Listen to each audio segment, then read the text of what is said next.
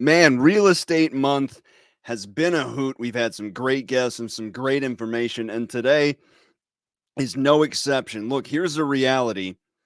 At some point in your life, you're likely going to buy a home. And if you buy a home, that means that at some point in your life, you're likely going to sell a home, whether it's 3 years from now, 3 months from now, 30 years from now. And I know a lot of us fashion ourselves do it yourselfers. I like doing projects myself. And some of us aren't sure which project to do. Obviously, there's only so much of us to go around, so much time, so much money. Do I add a bathroom in the basement? Do I redo the siding? Now, if you've got a sale on the horizon, or if you have a sale in mind when making these improvements, that can kind of change things.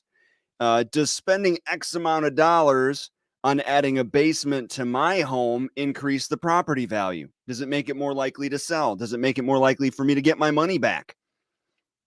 If I add a whirlpool, a jetted tub, am I going to get my money back for that? Is that going to make my house more attractive to purchase? Well, that's what we're going to talk about today. We have an expert from Remax Realty 100. He's a friend of mine. We go back years and years. His name's Tom Combs. He's the best of the best in this area and beyond when it comes to this stuff. So really, if you have questions or comments, throw them in the comments, and we'll try to hit them as best we can. But we're going to talk about what can you do to increase the value of your property. What are things you can do today? What are things you can start doing? What are some things to avoid doing? And what are some things that you absolutely need to get fixed before you think about selling, or it's going to cost you big? That's important. That's valuable stuff. That's information that could put money in your pocket now and down the road. So you're going to want to stick around for this. My name's Adam. This is Office Hours Live, your favorite weekly live stream with the Wisconsin Veterans Chamber of Commerce, and we'll dive into it right after this.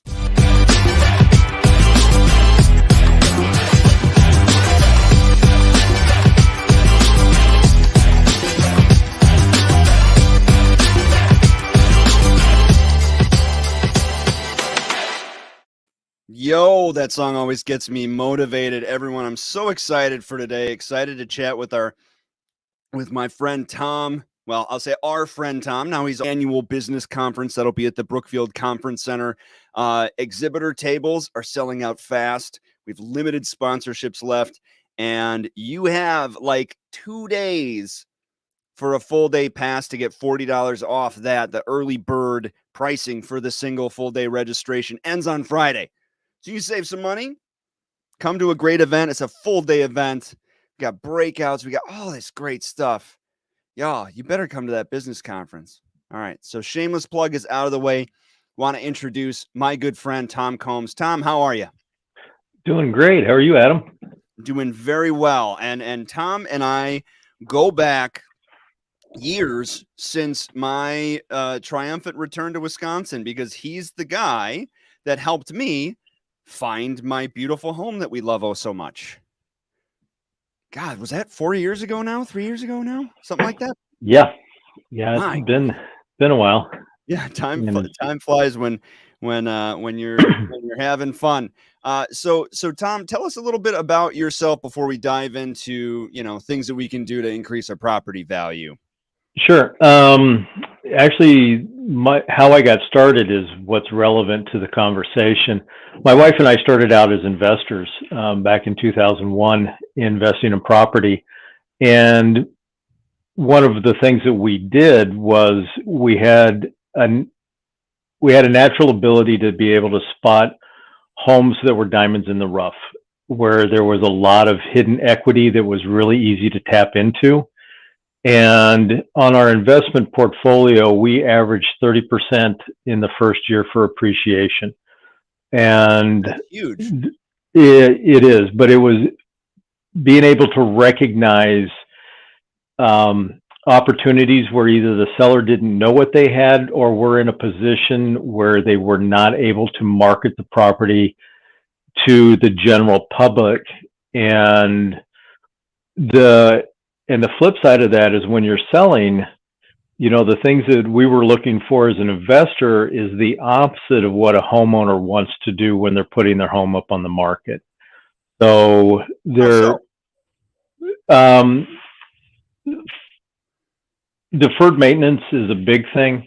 Okay. But the easy for an investor, what I was looking for was something that I have what I call a nice case of the uglies. Okay. Paint and carpet, almost anybody can paint. If you just slow down, take your time, make sure you tape things off and do a nice job and make it look good, not like some hack. You're going to pay somebody to put the flooring in most of the time. Some people have that skill themselves. And Not carpet, not me. and carpet is the one, but a lot of people can put in the luxury vinyl tile Right.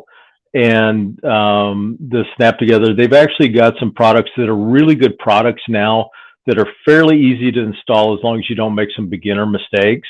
Sure. And can make really improve the look of the home. And those are the two biggest things: is walls in good condition, wallpaper down. If you've got really bright colors, really strong colors on the wall, tone them down. Go with something neutral. With your carpet, if your carpet is worn or if it has a really strong color, we just had somebody that took out. They had a we call it Grover Blue carpeting. That's a turnoff for most buyers. And there's also Elmo Red. I've seen that before. Oh my goodness. You want to take those out. Go with something neutral. A lot of sellers will tell us, well, they're just going to put in what they want anyway, and that may be true, but they're only going to pay you what it's worth as is. And this technique that some sellers will try once in a while is $3,000 credit towards new flooring or whatever. Okay. Well, that actually just ends up costing you $3,000 more, because the buyer, when they submit an offer, is going to submit the offer for the property in its current condition, and now they're going to ask you for that $3,000 closing cost credit on top of that. So it makes sense to just, if you see improvements or things that you need to be improved before you sell the house, to just get her done. Yes. It's not going to do you any favors to hold off. I think that's a good segue. You mentioned paint is something that we can easily do. Removing any and all wallpaper is something that can easily be done. So most wallpaper, it depends. Most of the time, you're better off removing wallpaper. It is a case by case basis. Sure. You want to look at the home in its entirety. Sometimes, yeah, you can fix this, but there are so many other things that are going on that you'll actually do better by just putting it on the market as is. Do a good deep clean, maybe a little bit of staging. And staging is actually the third leg of the selling stool. And, walls in good condition, flooring in good condition, and proper staging. Those are the things you get a good return on your investment. So if I'm looking right now, like looking at my house, thinking, I need new carpet, could use a fresh coat of paint. Those are things that I could do whether I sell next week or next year that will increase the likelihood that it will sell and sell at a good price. What are some other things that are on that list? This is deferred maintenance. So can you explain for somebody that doesn't know who that is, know what that is? Sure. Deferred maintenance is something like your roof is due. Roofs typically in Southeast Wisconsin will last, 25 to 30 years. If it's one layer, some people try to save money by putting a second layer over the old one, and that actually will cut the life of the new roof by about half, and it voids the warranty from the manufacturer. So if you're going to do it, just do it right. Rip the roof off, have a professional come in. But a roof in general, you're going to be hit 1.5 times. If you can see that the roof is worn from the street, then a buyer is going to knock off about 1.5 times the cost of that roof off of their offer price. Okay. These are just rules of thumb. If they can't see it from the road, but it's going to come up during an inspection, you're still going to have to deal with it, but you'll likely have a higher offer price to start with. But now you might be scrambling trying to get a new roof on in the 2.5, 3 weeks before it closes. And as busy as the contractors are with that, good luck. Right. So if you're due or even close to due for a new roof and you're on the heels of a potential sale, it probably just behooves you to get her done. Yeah, and we'll use that as something for marketing. Now, the difference between a 5-year-old roof and a brand new roof, or even a 10-year and a brand new roof, isn't that much. Sure. If it's not staring a home buyer in the face, they're not as likely to make an issue of it. Mm-hmm. And if you've got a 15, 20-year roof, you know that it's going to be a replacement sooner, in usually the next 5 to 10 years. Mm-hmm. Ballpark depending. And the buyer, the way that they're looking at it is if your roof, if it's less than 5 years, sometimes you can't get insurance on it. So the buyer's thinking, okay, I've got to drop another 15, depending on the size of the house. A smaller house, you can get it for $10,000, $12,000. A larger house, these roofs can run $30,000. Right. But if you have it done prior to the sale, in essence, that repair is done. It's rolled into the loan. You don't have to come up with cash out of pocket to take care of that roof. So that's another thing that comes in. Foundation issues. If you have cracks in your basement wall, have them evaluated by a good, honest, professional company. Mm-hmm. Because if you have those basement issues, roofs will hit you about 1.5 times the repair cost. A foundation issue, it typically is about twice. Oh, wow. So if you're looking at a $10,000 foundation repair, mm-hmm. it'll hit you $20,000 in sale price because of the unknown. Mm-hmm. Most people are not familiar with basements and foundation repair standards and how it's done and what you're likely looking at. You want to make sure that you get a good quality contractor that's got a good reputation to come out and take a look at it. That's not going to try to talk you into something that you don't really need. Right. I'm not going to name any names, but I have seen that happen. I'm sure. Yeah. So those are things that a lot of buyers will run away from. If you have like hairline cracks, even have a good contractor come out and evaluate it, and then do the tuck pointing. Tuck pointing is where they grind out the old mortar and then put new mortar in there. Mm-hmm. We have a lot of times, if there's hairline cracks, it will scare enough buyers away that it can affect the sale price. Interesting. So it's something that a lot of people are not familiar with basement repairs and what's an issue and what's not an issue. So you want to hit that stuff head on before you put it on the market. So those are big fixes. Those are fixes that'll cost us big if we don't get those taken care of before a sale. It's going to cost us more, so we might as well just get it done. What about improvements? What about if I want to add a shed or an above ground pool or a hot tub, or if I want to take a wall out? What are things that you've seen help improve, generally speaking, of course, improve the resale value? Or what about some things that maybe don't really help? A pool doesn't really add any value. Above ground or underground or at all? Either way, until you get over into the luxury market, which is over 500,000, pools tend not to make any difference one way or the other. Above ground pools typically don't add any value. But if you put in an in-ground pool, that is a $60,000 hole in the ground that stays with the house. You don't get to take that with you. Right. And it won't get you $60,000 back when you go to sell it. It's about a break even, because in Wisconsin, the use of that pool is fairly low, and you have liners. A liner will typically cost about $10,000 to put a new liner in, and you're paying for chemicals, etc. And you want to talk to a pool company. But I mean, if you want the pool and you're going to stay there, do it. Just understand that you're probably not going to pull the money back out of it. Right. Yeah. If you want a pool, all the power to you, but you're not going to see all that money back when you go to sell. What about a hot tub? Nope.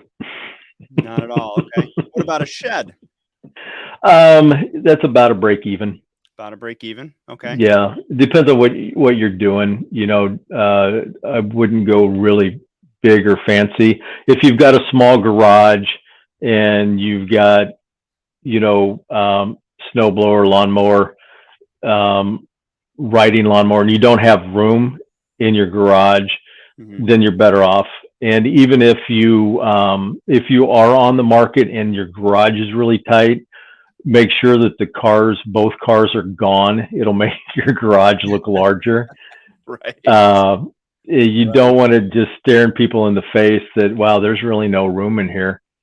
And what about adding or removing rooms or walls? I know that like the most popular thing in the do-it-yourself, the HGTV, everything on HGTV is like, well, the first thing we're going to do is take this wall out and make it an open living space.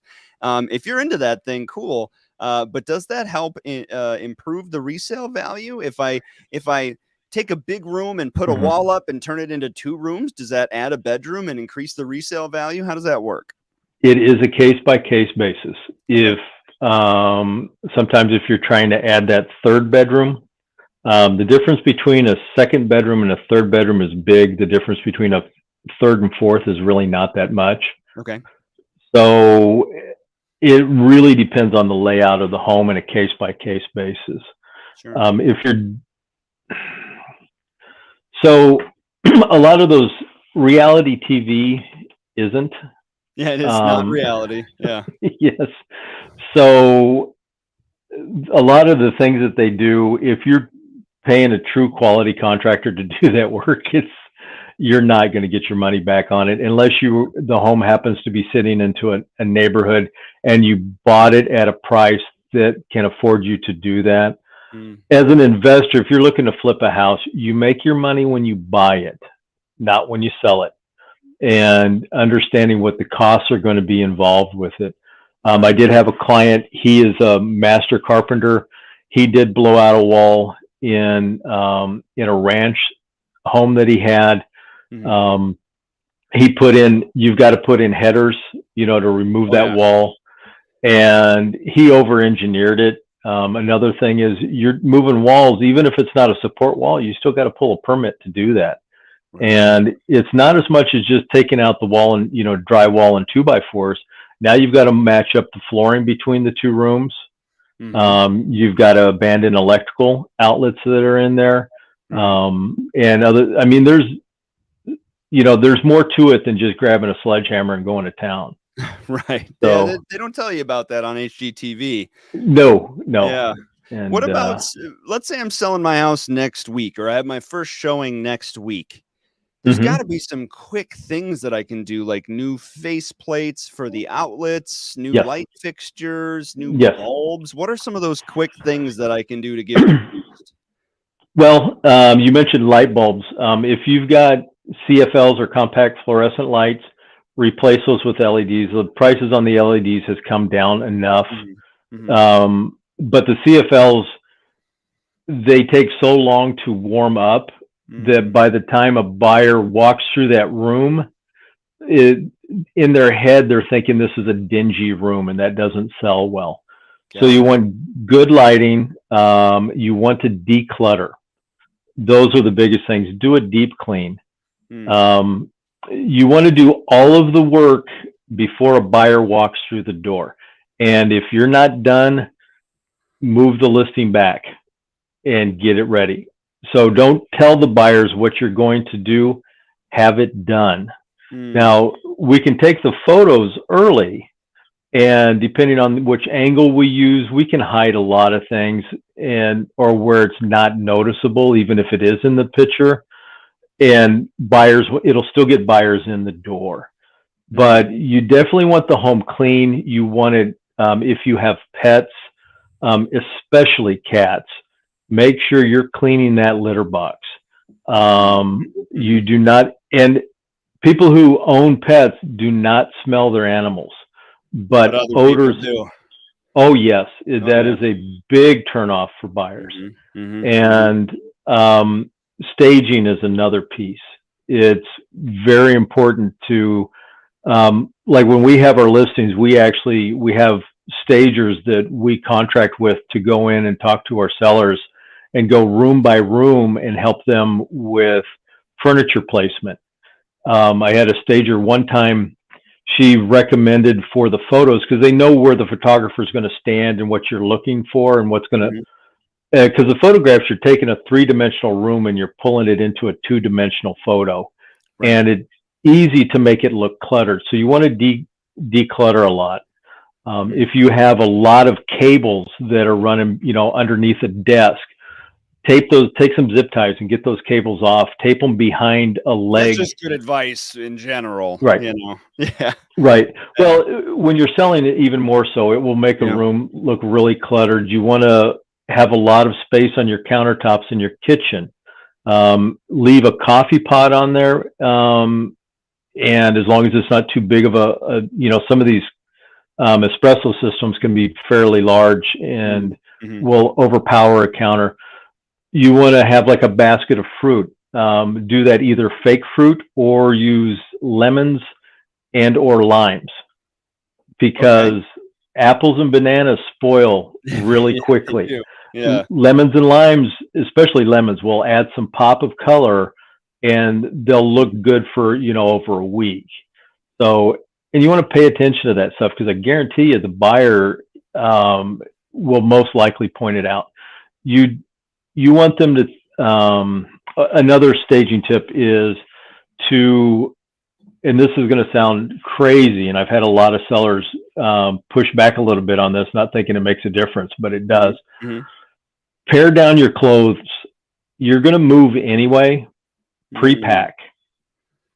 So the closets don't look crammed and... Yeah. You don't want the buyer thinking, oh, there's not enough room for my clothes and there's not enough storage in this home. That's good. So advice. You want to, and if you really want to do it right, go out, just go to the dollar store and get some hangers. Make sure that they're all the same color, because a lot of people, if you look in your closets, most people have mismatched hangers. I do not have matching hangers at my house. I don't know anybody who does. Pare it down so that between each hanger, and do this, put 2 fingers between every hanger, all the way down the bar. Well, and then military person that's watching knows exactly coat hanger spacing in their wall locker. They know exactly what you're talking about. Yeah, military guys, but also IT guys and engineers tend to do this as well, just naturally. So it's a behavior style.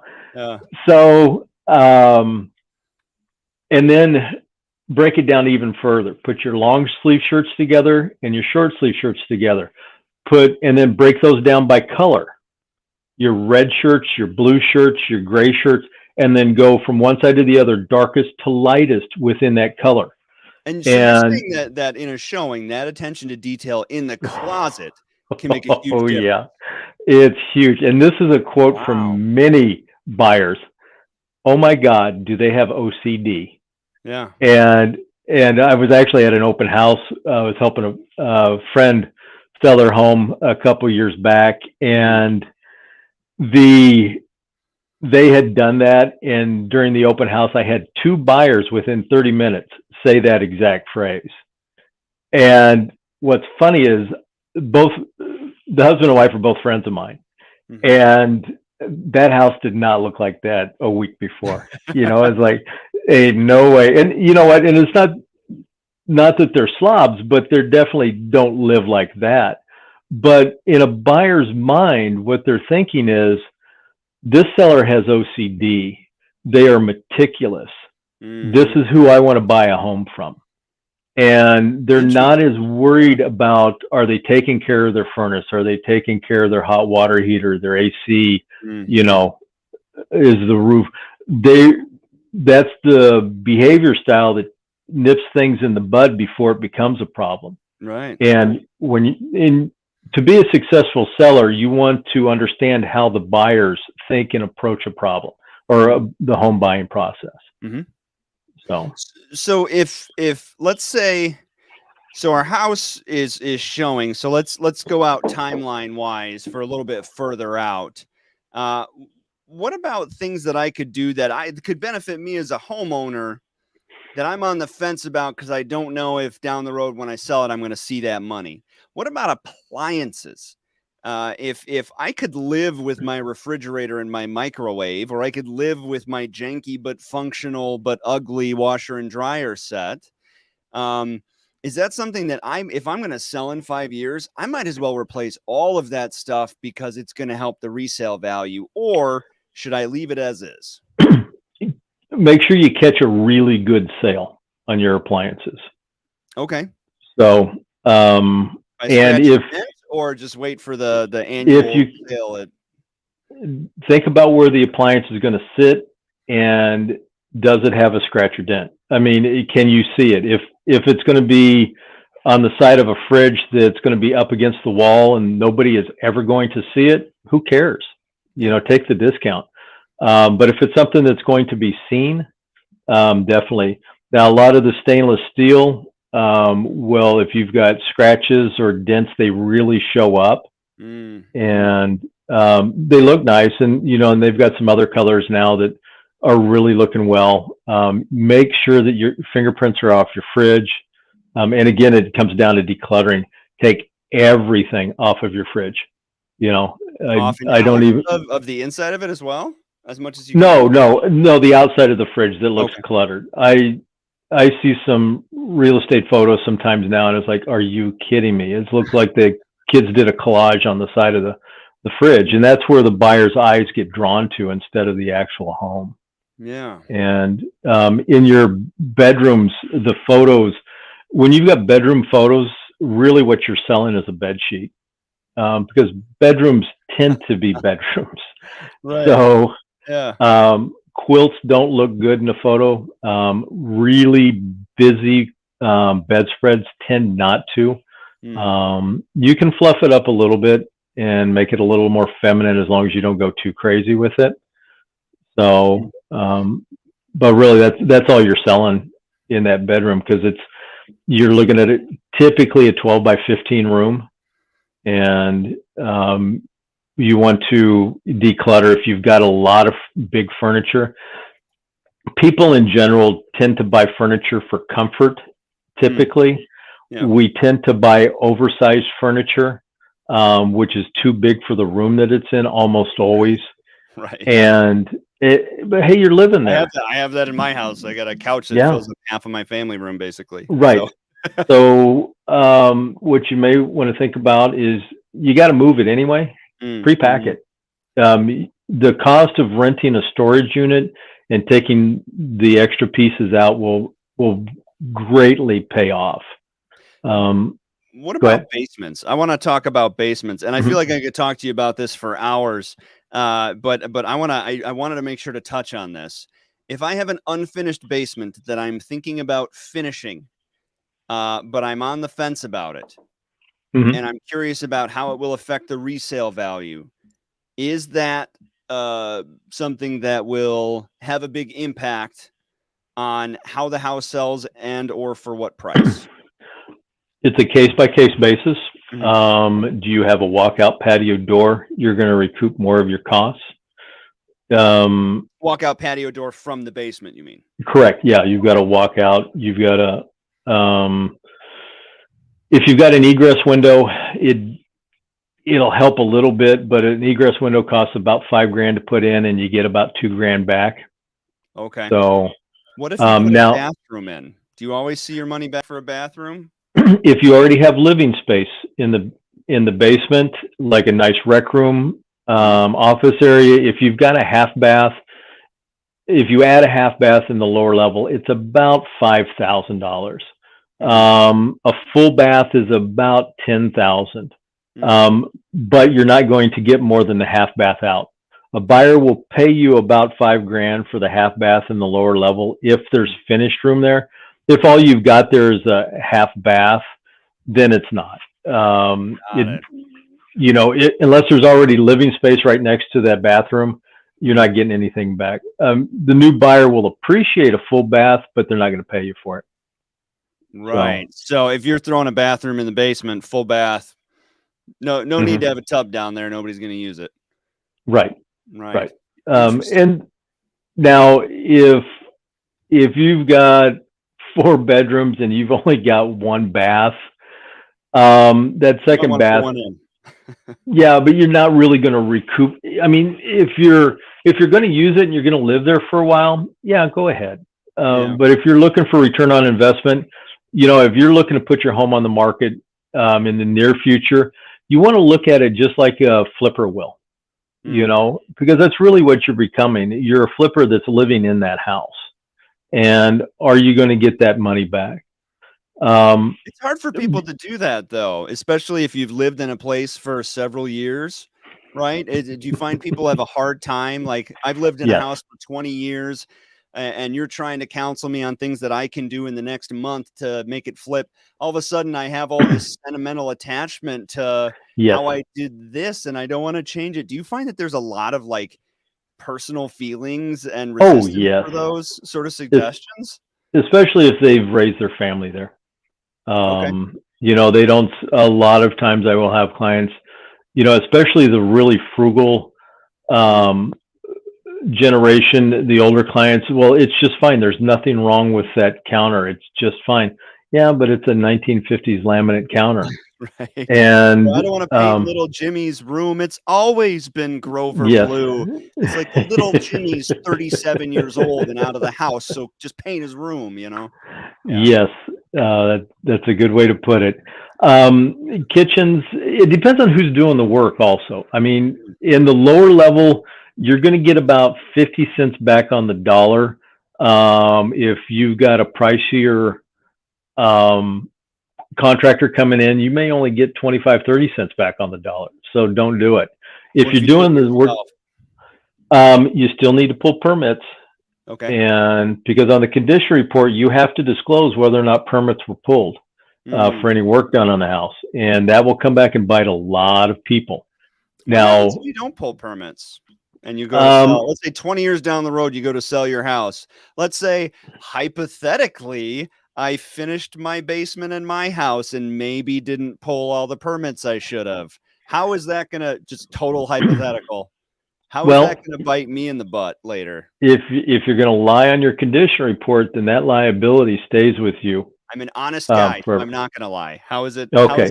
You're kicking the can. Yeah. Then you're kicking the can down the road and you're hoping that the buyer isn't going to make an issue of it.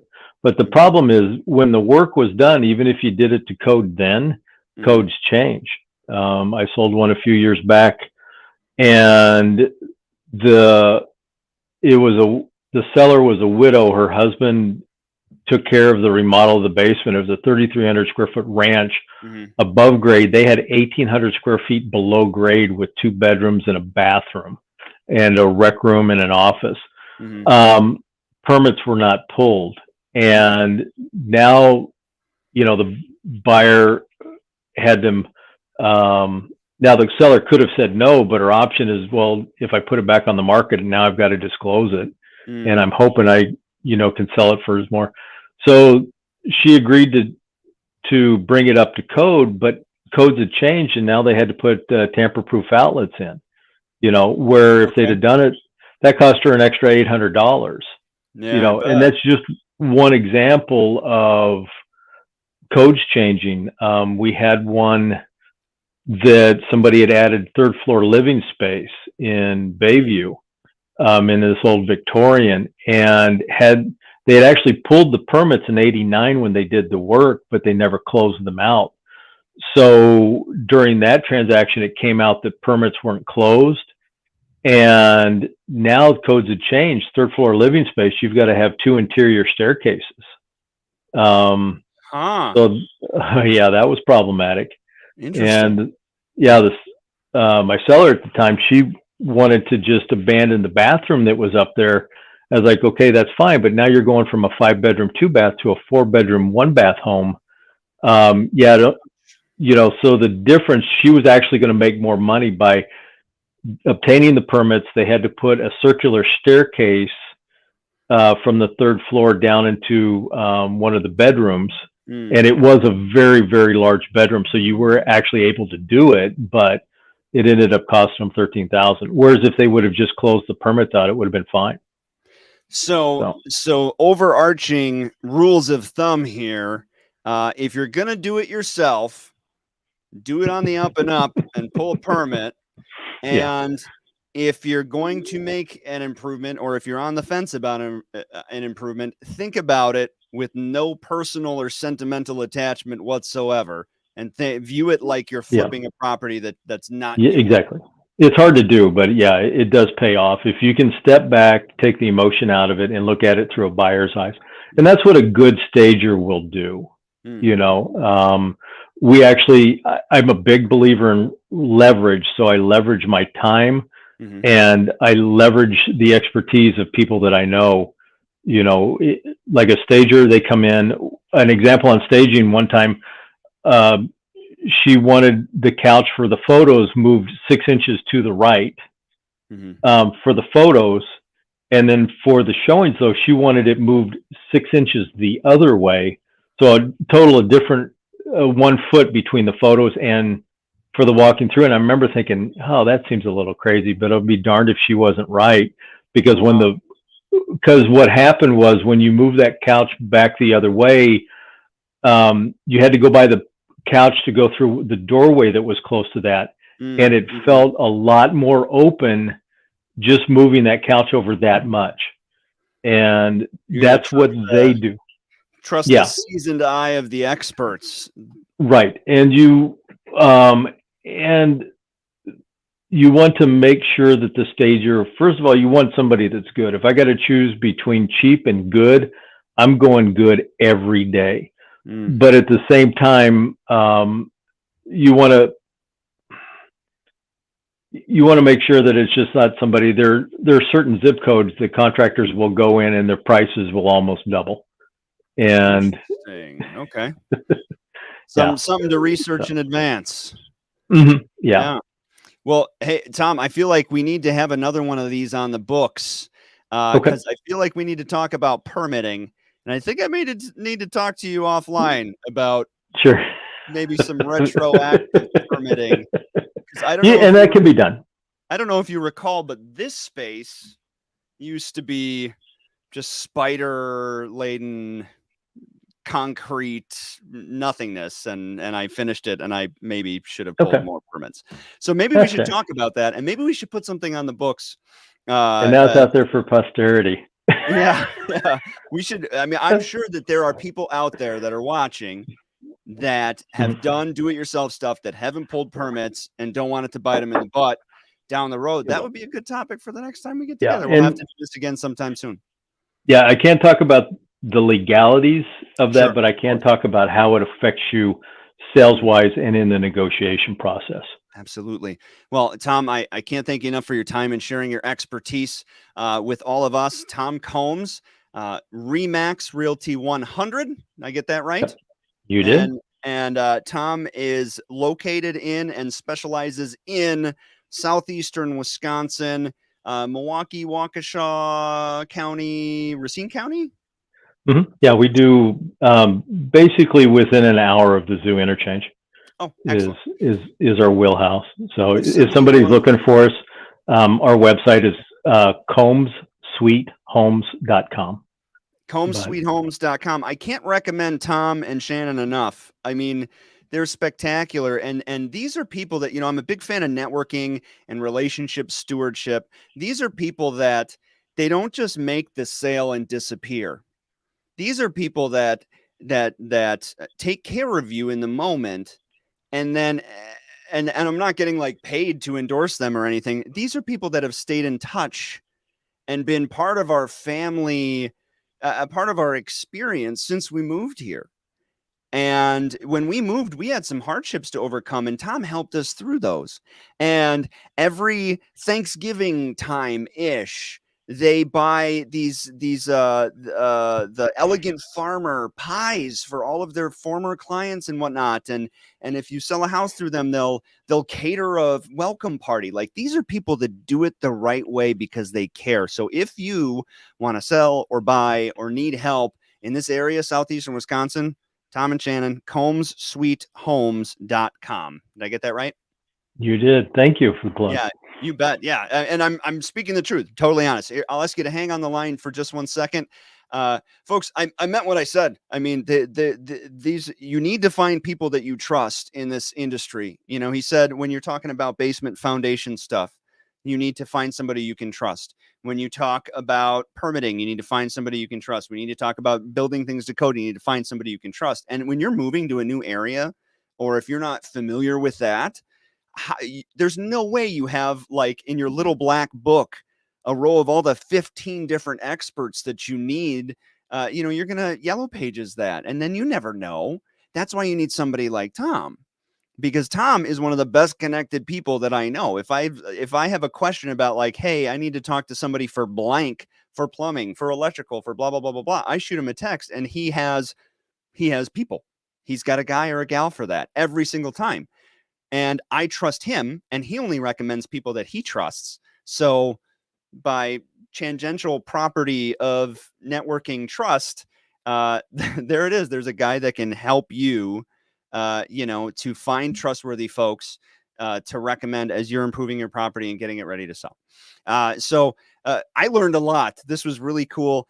Make sure that you subscribe if you're watching on YouTube. Give us a like if you're watching on Facebook. Give us a follow if you're watching on LinkedIn. And if you're watching on Twitch, that's cool. You're like the one person that watches us on Twitch. But yeah, appreciate you tuning in. We're here same time, same place, talking about new stuff every single week.